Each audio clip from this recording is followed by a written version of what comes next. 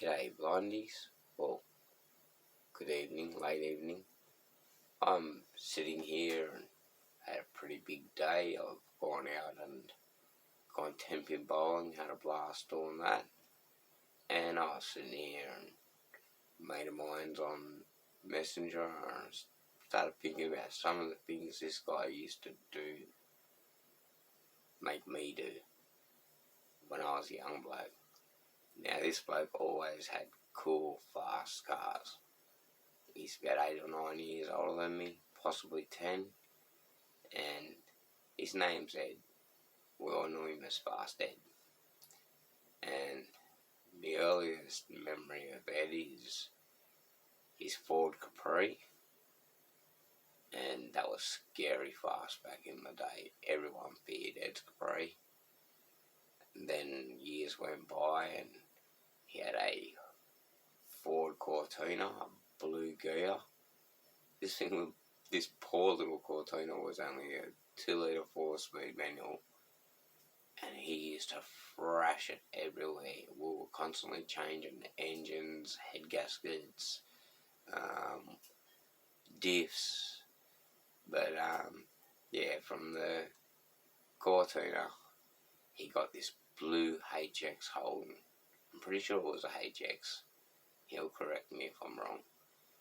But it was blue, it had rust in it, it was only a Kingswood auto, V8253, but it was an auto and 12 cylinders on it. It was just a piece of crap, and Ed Burt driving the way he did, he thrashed the shit out of it and he blew the motor up.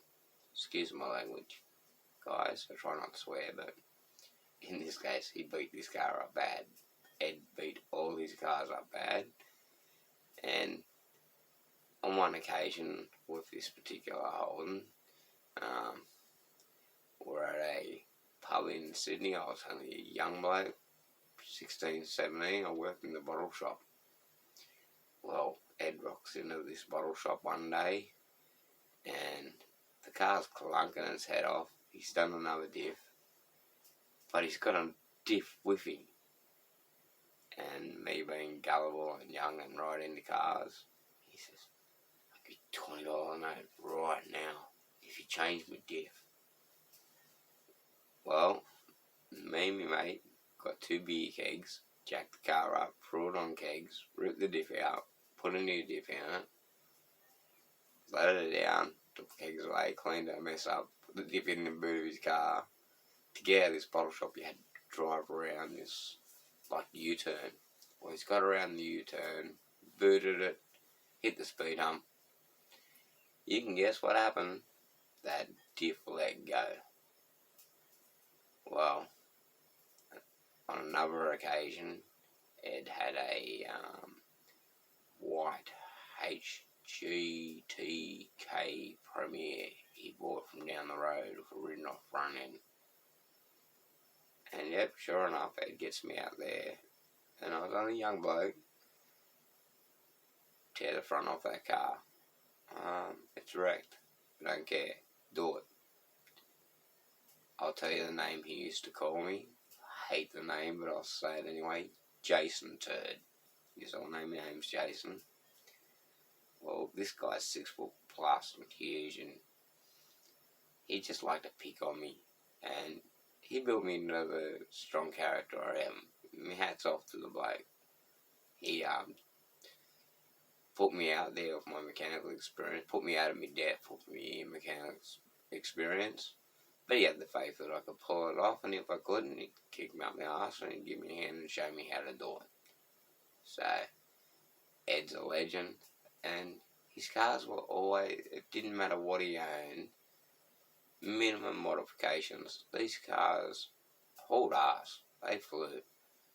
I remember going to Tamworth in his little Cortina, and I was supposed to be giving him directions, and for some silly reason I took him up to Port Macquarie, and then we twigged we were going the wrong way. So we decided to cut through this, backtrack through Bago, out the back of Warhope, onto the Oxley Highway so that we could scoot up to Tamworth. All naturally being a dirt shortcut, Ed's very enthusiastic in his driving. We crested a hill, and so the noise I remember was eep. We only just lightly nudged the side of the mountain at the front of the car, but it was enough for him to go eep, and that was very funny because Ed's usually not one to flinch, but this bloke taught me the perimeters of the handling of cars and how what the results were if you pushed them too hard. A story I did hear about him, my brother told me, he had this old Holden and they blew the diff up. They said Ed was known for blowing diffs up, and they changed the diff, and they were coming up over a hill and there was a set of traffic lights at the bottom. Well, for some reason, something went wrong with the back brakes on the car, and when Ed crested the hill, being Ed probably at 80 mile an hour, there was traffic backed up at the lights, and he couldn't stop. And he ploughed these cars. This is back in the mid-80s, I'd say, and he could get away with it a bit then, you know. We're all a bit wild in our use, but Ed was the one that, he was the wildest out of all of my brother's mates and my mates of that era.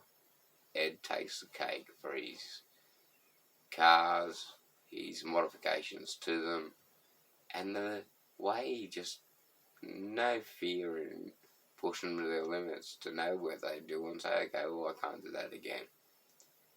So, there's a bit of a different episode of Yarn and Cars, Blind Garage for you guys. I'm going to do some more stories about some other people from my past, from my crazy brothers and their antics to friends along the way, friends now that own cool cars and do some pretty crazy things. But there's a different episode of Yarn and Cars for you guys. Hope you enjoyed it. I've had a big day. I'll do a video tomorrow about Barry the Ute. I've had a conversation with Clinton, the owner of the car boneyard. I'm not going to get into it with you guys now. That's another thing for another episode. Till then, remember the rules. Keep your eyes turned for Tilly. Cheers, guys. Stop recording.